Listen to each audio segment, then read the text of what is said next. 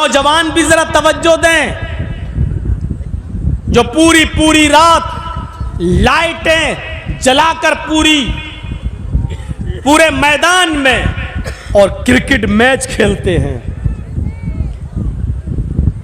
या international level पर होने वाले मैच को पूरी पूरी रात जागकर टेलीविजन पर या मोबाइल पर मैच देखकर पूरी रात खराब करते हैं, वो लोग भी जरा नजर डालें।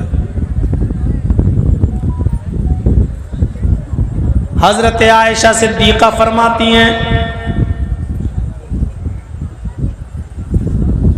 कि 3 सहाबियों का एक वफद अल्लाह के नबी सल्लल्लाहु अलैहि वसल्लम से मिलने आया, लेकिन नबी अकरम सल्लल्लाहु अलैहि वसल्लम घर पे मौजूद नहीं थे। जा सलासतु रहतिन, 3 सहाबियों पर मुश्तमिल एक जमात नबी अकरम सल्लल्लाहु अलैहि वसल्लम की बाज बीवियों से मुलाकात करती है। इला बाज बुयूत नबी, ये आया बाज अज़वाज नबी, नबी सल्लल्लाहु अलैहि वसल्लम की बाज बीवियों से मुलाकात करने के लिए नबी नहीं मिले तो अल्लाह के रसूल की कुछ बीवियों से उन्होंने मुलाकात की और पूछा, अल्लाह के रसूल कितनी नमाज पढ़ते हैं, कितने रोज़े रखते हैं, कितना सोते हैं, रात में कितना उठते हैं। पूरी इबादत का हाल मालूम करने के लिए नबी की बाज बीवियों से मुलाकात करता है 3 सहाबियों का एक वफद। और बीवियों से मुलाकात करने के बाद जब ये वफद बाहर आया, ये तीनों सहाबा बाहर आए तो कहने लगे, कहां अल्लाह के रसूल और कहां हम, कहां हमारी इबादतें और कहां नबी। अल्लाह के नबी अगर इबादत ना भी करें तो चलेगा, क्योंकि वो तो जन्नती हैं। हमको तो अल्लाह के नबी सल्लल्लाहु अलैहि वसल्लम से ज्यादा इबादत करना चाहिए। अल्लाह के नबी सल्लल्लाहु अलैहि वसल्लम की बीवियों ने नबी की इबादत करने का जो हाल बताया है वो नबी के लिए ठीक है, हमें नबी अकरम से ज्यादा करना है, क्योंकि नबी तो बख्शे बख्शाए हैं, नबी तो जन्नती हैं, हमें जन्नत में जाने वाले आमाल करना है। ऐसा है। उन तीनों में से एक सहाबी ने क्या कहा, नक्शा देखिए। एक ने कहा, हम आज के बाद रात भर नमाज पढ़ेंगे और कभी सोएंगे नहीं, हर रात जागेंगे और पूरी रात हम अल्लाह की इबादत में लगे रहेंगे। हम अल्लाह की इबादत करेंगे, इशा की नमाज के बाद हम मुसल्ले पे खड़े हो जाएंगे, नफिल पे नफिल पढ़ते चले जाएंगे। आज के बाद हम कभी सोएंगे नहीं, रात भर हम नमाजों में गुजार देंगे। 3 सहाबियों में से एक सहाबी ने यह कहा कि मैं रात भर नमाज पढ़ूंगा और कभी सोया नहीं करूंगा रात में। दूसरे सहाबी ने क्या कहा, रात तो तुमने ले ली, रात भर तुम इबादत करोगे, कभी नहीं सोगे, मैं हमेशा रोजा रखा करूंगा और कभी छोड़ूंगा नहीं, यानी मैं पूरे दिन साल के 12 महीने में रोजे रखूंगा और कभी छोड़ूंगा नहीं, हमेशा मैं रोजा रखूंगा जब तक मुझे जिंदगी है और मेरी जान में जान है, मैं रोजे को तर्क नहीं करूंगा, मैं हमेशा रोजा रखूंगा, कभी नहीं छोड़ूंगा। अब तीसरा बचा। तीसरे ने कहा, तुम रात भर नमाज पढ़ोगे, तुम दिन भर रोजा रखोगे, तो अब मैं क्या करूं, दिन तो तुमने ले ली, रात तुमने ले ली, मैं भी तो इबादत करना चाहता हूं। तो तीसरे ने बड़ा अजीब एक इबादत का एक तीसरा तरीका, उसने कहा, अना आतज़िलुन निसा फला तज़व्वज, मैं रात में नमाज पढ़ूंगा और दिन में रोजा भी रखूंगा, दिन में रोजे रखूंगा और रात में नमाज पढ़ूंगा, और बीवी से अलग थलग हो जाऊंगा, बीवी के करीब ही नहीं जाऊंगा, या मैं निकाह नहीं करूंगा, मैं शादी नहीं करूंगा। शादी करूंगा तो बीवी के करीब जाना पड़ेगा, बीवी के करीब जाएंगे तो बच्चे होंगे, बच्चे होंगे तो फिर बच्चों के लिए कमाओ और उनके लिए मेहनत करो, मजदूरी करो, उनको पाल पोस के बड़ा करो। तो इबादत का टाइम हमें बीवी बच्चों की परवरिश में गुजारना पड़े। तो अना आतज़िलुन निसा फला अतज़व्वज, मैं निकाह ही नहीं करूंगा, या मैं शादी नहीं करूंगा, या मैं बीवी से अलग थलग हो जाऊंगा, रात भर नमाज पढ़ूंगा और दिन भर इबादत करूंगा, रोजे रखूंगा। ये तीसरे ने अपना तरीका बताया। तो तीन सहाबी तीन जगह पट गए। एक ने कहा मैं रात भर नमाज पढ़ूंगा, दूसरे ने कहा मैं दिन में रोजा रखूंगा, कभी छोड़ूंगा नहीं, तीसरे ने कहा मैं रात में नमाज भी पढ़ूंगा और दिन में रोजा भी रखूंगा और बीवी के करीब नहीं जाऊंगा। तीन लोगों ने तीन किस्म की बातें कही। रात रात भर मैच खेलने वालों, जनाबे मोहम्मदुर रसूलुल्लाह को जब इस बात का इल्म होता है कि तीन साहबा ऐसा ऐसा बोले, तो आप उन तीनों के पास गए, आप उन तीनों के पास तशरीफ ले गए, और जब उन तीनों के पास गए तो आपने उनसे पूछा अंतुमुल्लज़ी कुल्तुम कज़ा व कज़ा। यह है बुखारी शरीफ किताबुन निकाह के अल्फाज, यह है बुखारी की हदीस किताबुन निकाह के अल्फाज। समअतु अंतुमुल्लज़ी कुल्तुम कज़ा व कज़ा, मैंने सुना है, क्या तुम ही वो लोग हो जो ऐसा ऐसा कह रहे थे? क्या तुम ही वो लोग हो जो ये कह रहे थे कि मैं रात भर नमाज पढ़ूंगा? क्या तुम ही में से वो शख्स मौजूद है जो कह रहा था मैं दिन भर रोजा रखूंगा?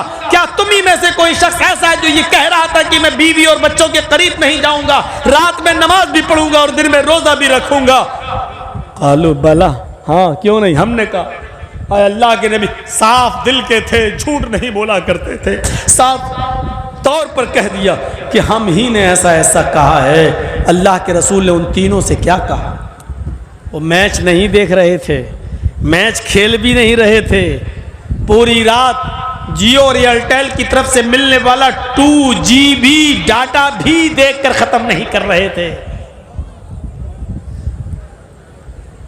बल्कि नमाज पढ़ने की बात और रोजा रखने की बात उन्होंने कही थी, नेक काम करने की बात उन्होंने कही थी, लेकिन अल्लाह के रसूल ने इससे भी मना कर दिया और फरमाया नहीं, तुम रात भर नमाज पढ़ना चाहते हो, कहां नहीं, तुम ऐसा नहीं कर सकते। तुम दिन भर रोजा रखना चाहते हो हमेशा, तुम्हारे लिए ये काम भी गलत है, नहीं कर सकते।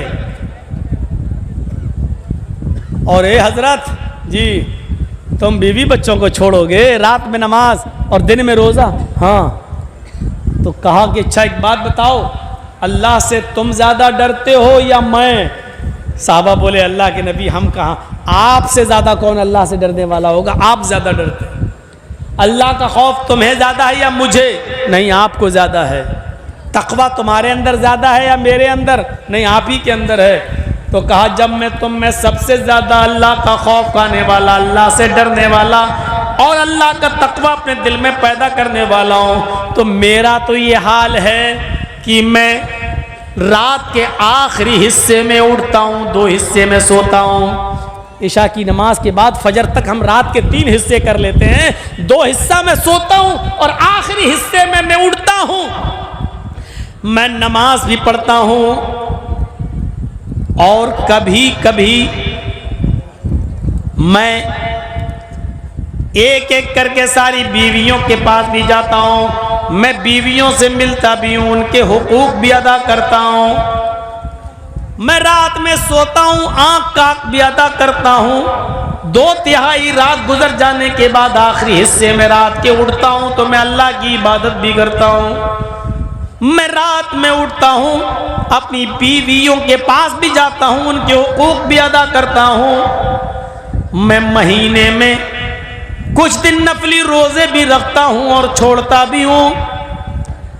मेरे पास बीवी है, मैं बीवी के पास भी जाता हूं। मैं दिन में रोजा रखता भी हूं और छोड़ता भी हूं। मैं रात में सोता भी हूँ और 2/3 रात गुजर जाने के बाद रात में उठकर मैं अल्लाह की इबादत भी करता हूँ। यही मेरा तरीका है, यानी तुम्हें भी ऐसा ही करना है।